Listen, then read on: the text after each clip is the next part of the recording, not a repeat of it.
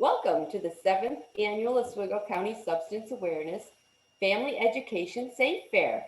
I'm Teresa Wolson, President and founder of the VOW Foundation and your host and facilitator for the Safe Fair. Our next presentation is titled The Facts About E-Cigs and Vaping with Eric Stranick of Farnham Family Services. Eric earned his dual major bachelor's degree in psychology and philosophy with a minor in cognitive science from SUNY Oswego. He received his master's degree in social work from Syracuse University and is a licensed master social worker. Eric is a credentialed alcohol and substance abuse counselor master and a certified clinical trauma professional. He is employed as the Recovery Services Coordinator at Farnham Family Services in Oswego. Eric has over 7 years working with the substance use population. During that time, he has served in many roles. He started his career working as in the inpatient unit as well as a withdrawal and stabilization unit. During that time, he served as an admission counselor for an inpatient substance abuse facility, as a continuing care coordinator, providing discharge planning for clients leaving the inpatient level of care, a unionization review case manager responsible for obtaining pre-authorization and continued stay reviews for the insurance companies. The last 2 years, he has spent providing direct client care both in an outpatient setting and a prevention community school setting. Eric has a good understanding of addiction through his education and work experiences. Welcome, Eric. Thank you, Teresa. Thank you. Yeah, that was a fancy introduction. Thanks. All right. So yeah, let me see if I can do You should be this. able to share your screen if you'd like. Perfect. All right.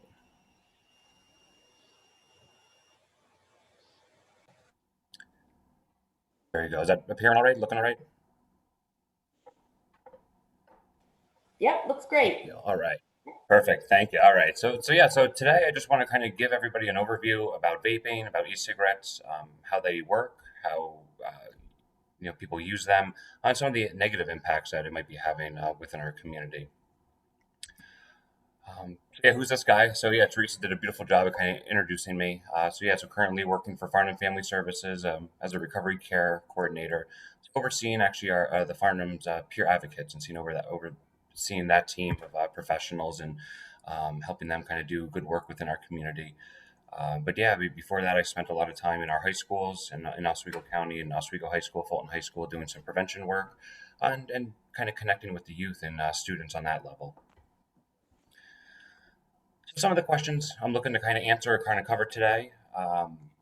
Is vaping the same as using an e-cigarette? Are e-cigarettes less harmful than smoking traditional, maybe tobacco cigarettes? Can you smoke marijuana or THC out of vape or e-cigarettes? Do they produce harmful chemicals, not only for our bodies, but is there a secondhand smoke? Is there kind of that second vapor smoke, as some are calling it? And then some new terms that are coming out into the field as far as what is juuling and what is dabbing, and what are those? What does that look like, and what types of definitions are around them? It's kind of a straight kind of textbook definition for cigarettes or for electronic cigarettes. It's basically that a device, right? It goes by many different names. So yeah, it also goes by vapes, e-hookahs, pens, mods, the ENDS, so the electronic nicotine delivery system. That's a little bit more fancy, but yeah, I mean, it goes by a lot of different names, but all in essence, they're talking about that electronic vaping contraption or electronic cigarette. So it does produce aerosol. It does produce what it looks like smoke, but it's actually a cloud of vapor. But there's still some other chemicals that are in it besides just the nicotine or just the liquid that is being vaped. THC can be introduced into vape kind of contraptions or vape devices and smoked that way. It's a little bit different, a little bit more or a lot more concentrated than kind of traditional cannabis, the flower cannabis.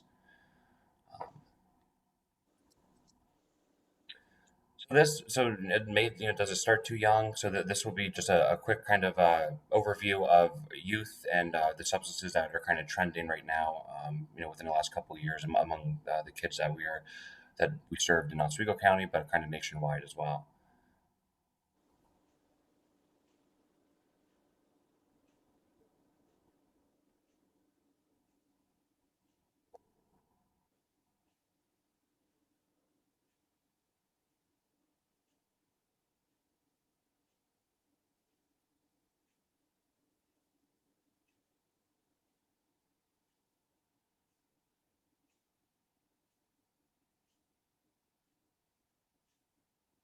Oh,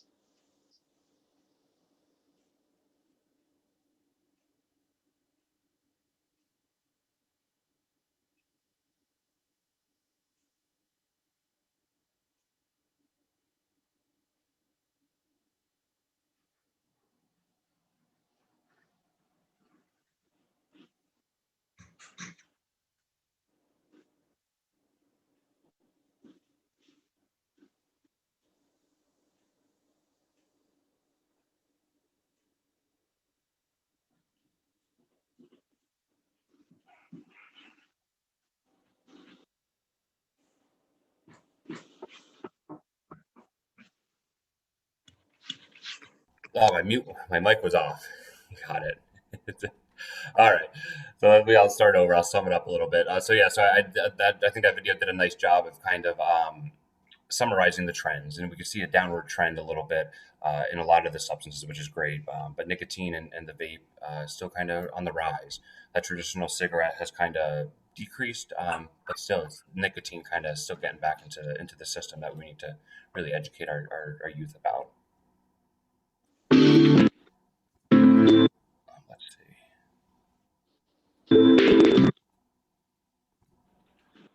All right. So these are some of the some examples of what electronic devices look like. So the top row might might look that traditional that pen form. In that middle, I believe they call it a mod, which is produces a more of a heavier vape or more more vape that comes out of it than just like a traditional pen. You have one that's shaped like a cigar. You have one that's shaped like a tobacco pipe. And then kind of on the bottom here are more of the sleek looking ones, more of the ones that some people might mistaken as a flash drive or might mistaken as just a regular type of pen that you click. So they're more discreet, definitely more discreet, which a lot of our youth are able to kind of hide from us or hide from the people that they don't want knowing that about. So how does it actually produce and how does it actually how does that vape actually get into the body, that vapor? So there's four main parts of a e-cigarette. You have the chamber, which is kind of the reservoir which holds the actual liquid, whatever it may be. And these can kind of be interchangeable. You have the heating element, the atomizer, so something that actually gets almost red hot to really kind of vaporize that liquid once it hits it. A power source, usually a battery. Some of them are rechargeable. Some are kind of a one-use type of thing, and once the battery's dead, the unit's dead, so you kind of just toss it away. And then a mouthpiece. So yeah, different mouthpieces can be utilized, and used. A lot of them can kind of be interchangeable, so you can kind of change out different styles and different kind of things. Um, different pods or different e-liquids to put in there. Another thing in that video, they showed a lot of flavoring, right? So a lot of flavoring among our youth, and we'll get to a little bit more of maybe why the flavors might be even a bigger problem than the vapes themselves. This is just kind of a nice visual of what might an e-cigarette kind of looks like on the inside, right? So kind of just rehashing what it looks like, and you have that battery in the end. Some of them have like little LED lights and fancy LED lights that light up when you're inhaling. But yeah, sensors and different type of elements, but all kind of compacted into that size of a pen. Some of the other worries is that since we have this electronic device and it's getting hot and it's vaporizing liquids, that there's potential for fires. And there's been some reports that of actually electronic devices catching on fire in people's pockets just because they malfunctioned or the button might be pressed when they're leaning up against something, so it's actually heating up, but there's no kind of air going through it. So yeah, so the aerosols that we actually breathe in, so that vapor that is actually being breathed in when somebody is inhaling through electronic device, it's starting to show some negative consequences, some health impacts. A lot of times I'll hear is, well, electronic cigarettes are safer than a tobacco cigarette. That might be true. Yeah, they might be safer, but doesn't mean they're good for you. So there's that balance there. Yeah, it might be a little bit safer than a traditional kind of burnt cigarette, but it's still not good for you. So these are actually some of the different things that are in electronic cigarette, right? So there's not necessarily right in the liquid itself, but in the contraptions, in the metals, and everything that's being heated up to actually produce that vapor.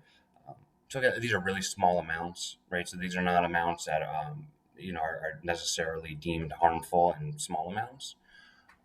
But if somebody's utilizing a vape every day and that's their kind of their a route of emission to get the nicotine into the body, after a while, some of these chemicals I would imagine could impact your health negatively. And some strong stuff. I mean, we have arsenic, we have battery acid, we have um, rocket fuel, so all this kind of stuff that is definitely foreign to the human body. Um, and any trace amount would be I would imagine be detrimental to your health. Why? So, right, I mean, I know there's a lot of education, there's a lot of prevention work, there's a lot of stuff going on telling us, about the negative impacts of vaping.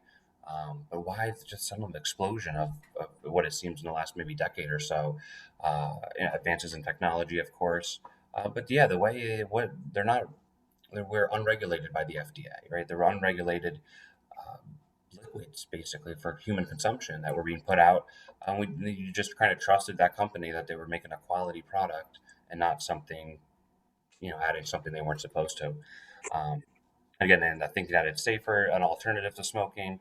I mean, it's also being used for THC. So as the cannabis gains more popularity as far as regulation for legalization and medical purposes, people are looking at for different ways to consume it, and or vaping it is one of those ways. So last year, actually around this time last year, even a little bit earlier over the summer, we had an outbreak. We had a medical outbreak throughout the country of different illnesses, right, related to vapes, related to people who are utilizing vapes. So the CDC kind of coined the term electronic or vaping product use associated lung injury. So a mouthful, but EVALI kind of sums it up. And they didn't know what this was. People were getting ill, people were dying, and all of a sudden and very quickly. So there was a lot of investigation, a lot of kind of time spent to really kind of utilize or kind of see what the culprit was for this. These are some of the latest numbers because it has seemed to kind of shifted focus off of this. I believe it's still going on, but definitely not in the severity it was about a year ago or so. So as of December, they really kind of stopped tracking all the cases and really kind of focusing on the hospitalized cases. And as of February of this year, there was over almost 3,000 hospitalizations due to e-cigarettes and vaping. Um, and as of February this year too, 68 deaths have been confirmed due to this illness. So there's a lot of kind of talk about what was the culprit or what is the culprit behind this. Vitamin E acetate seemed to be kind of really involved in a lot of these cases. This was an additive that was being added to some of the e-liquids, right? So again, going back to it's not regulated by the FDA. It's people can make these at home. People can make these, kind of in their house. They can watch a YouTube video and know how to make the certain liquids. So we don't always know what's being added, and there seemed to have been a tainted or a contaminated kind of batch of pods or vape liquids going around that contain vitamin E acetate, and were really impacting people. Um, at first, or part of it was that it was only kind of isolated to liquids that had THC in it, but we can kind of see from the numbers from the CDC that 82%, yeah, had nicotine, but also 62% of the samples also had. Um, I'm sorry, 82% of THC, but also 62% of nicotine, or a combination of both. Um, it was something besides those specific chemicals, so something besides the nicotine, something besides the THC that was causing this illness. And they really kind of did a lot of tests and really, tried to kind of filter down what was the culprit. And vitamin E acetate seems to, all the cases kind of seem to point to that. So yeah, to kind of loop back around and talk about devices again. So Juul is a name brand, right? So, but a lot of we might hear a lot of e-vaping stuff, called the Juul. So Juul was kind of really hit the market and was really they claim not, but really marketed towards kids, towards the youth. They were slick devices. They were, like I said, looked like a USB pod or a USB or flash drive, a thumb drive, and they were really kind of really marketed towards the kids, and tons of flavors, thousands of flavors, from bubblegum to sour apple to watermelon, and a lot of people ask, well, why there might be some adults that might like those flavors, but it's going to be the youth that are going to be majority going to be attracted to those type of flavors. Um, so one Juul pod because they're kind of just like a plug and play type of thing. One Juul pod equals I think a pack of cigarettes, so about 20 cigarettes in one Juul pod. And there's some youth that would use an entire pod or two in one kind of in one session per se. So there's a lot of nicotine going to the brain very quickly. All right, so yeah, to shift just a little bit, it's still on the same topic, but the sweeping trend of dabbing or marijuana concentrates. So we've seen a really increase with these concentrates, these waxes, these oils, these things that can be vaporized basically in these types of e-cigarettes or contraptions like that. So we've seen a big increase of this, and among the youth as well, because again, easy to kind of discreet. It's it doesn't have the odor as like a traditional flower marijuana. So there's a lot of plus sides if somebody wants to utilize THC in a vape pen. Um, so actually, what is it? So it is. It's a compressed form. It's a concentrate of THC that's extracted out of the flower. So a traditional, I call it traditional, like organic, I guess, flower cannabis. Has around 15% THC. So somebody who's smoking a marijuana cigarette, kind of normally or as they would a tobacco cigarette, there's about 15% THC in it. With the concentrates, we're seeing 60 of upwards to 90% THC in one kind of dose of cannabis concentrate. So we're actually seeing some overdoses from cannabis, not like an opiate overdose, but some high paranoia, high anxiety, some GI tract issues. So yeah, I mean it's something to keep an eye out. That yeah, somebody might just be using tobacco, but they also might be using cannabis as well when they're vaping. Some of the street names that we can kind of look out for when we're talking to our clients or talking to the people that we're dealing with, or even our own children, our own family and friends. So dabs, butter, honey, oil, different marketing things. So 420 is kind of that the official kind of marijuana holiday that a lot of people might talk about. So July 10th, so 710 is something that youth is kind of picking up on. So you flip that upside down, it's spelled oil, like marijuana oil or cannabis oil. So yeah, different trends are coming throughout the youth. So this is just an example, just kind of a visual of what some of these concentrates look like. Again, not like you would a typical marijuana flower. So something different, something we might walk by or not even pay attention to if it was out on somebody's kitchen counter per se or something like that. Um, I believe the concentrates have some type of odor, but not as pungent or as strong as a flower marijuana. So what's the impact, right? Not only of nicotine, but even any type of substance has a really science has shown a really negative impact on the adolescent brain, in particular the youth brain. For teens, for young adults, I mean, our brains really don't stop developing until the age of 25. So if somebody is starts using at the age of 15, I mean, that's a whole decade of growth that could be stunted or altered because of these substances. So, nicotine, it might not be as mind altering as some other substances, but still just as addictive as the next. And it does, it alters your mood, it alters your impulse control, your sleeping patterns, all these kind of subtle things that then kind of generate and can kind of impact the whole body. So, yeah, a lot of prevention work just to kind of, hey, this is what can happen. And everybody has their own choices, but yeah, really trying to educate the youth of what it looks like and the impacts it might have. Some of the facts. So we'll go through some of the facts, just some of the FYIs that we may or may not know of. So e-cigarettes are safe, right? So we talked about this a little bit already. So they're still unregulated to products, our nicotine products, tobacco products.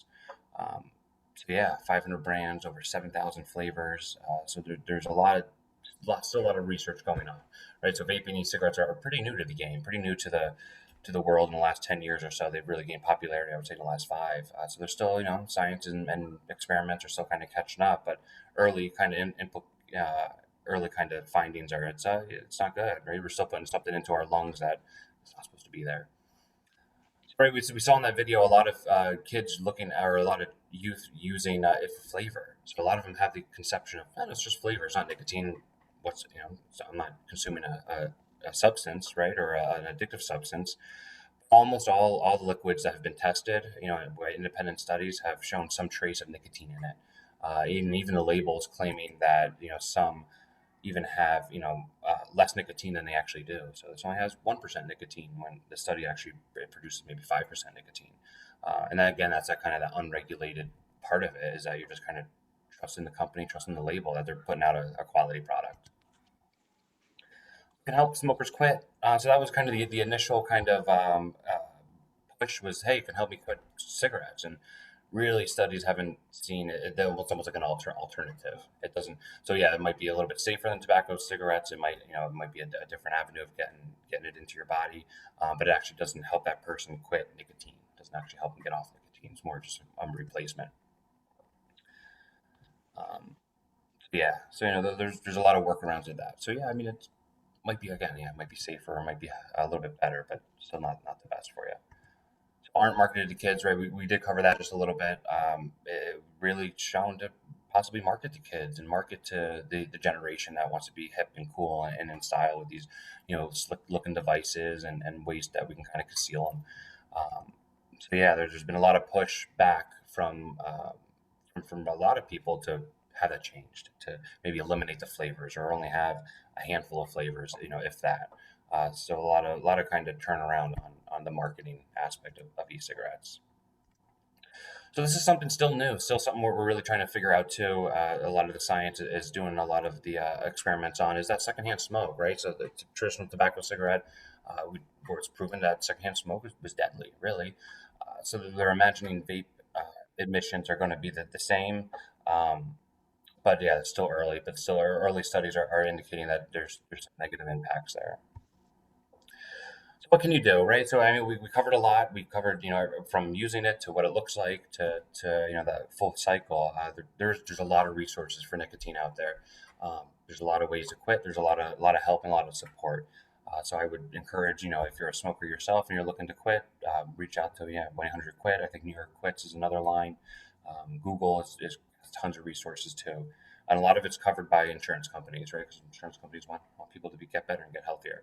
And then talk to your teen about it. Talk to them, or her or him or whoever it may be, even if it's of another family member. And don't do it, maybe try to do it organically and just kind of off the cuff, or find an opportunity to kind of talk about it instead of just saying, hey, this is bad, don't do this. So yeah, just kind of really kind of looking at it and giving it educating, right? I mean, but part of prevention is education. So that's really what we're kind of looking for. And it's always changing, right? So, I mean, the last 5 years, it's just changed dramatically. So I'm sure in another 5 years, there'll be something totally different. So continue to educate, ask for support, ask questions, know that they're not alone, regardless of whatever substance they're using, that they don't have to be alone when they're using it. Or feel that they're alone, and they have to use. So always reach out, ask for help, ask for support, whether it be in the school, whether it be at your local doctor, or, whether it be with an outside agency. All right, covered a lot. I think I just squeezed right under the clock. So I'm open to any questions or any type of comments that may be out there for this.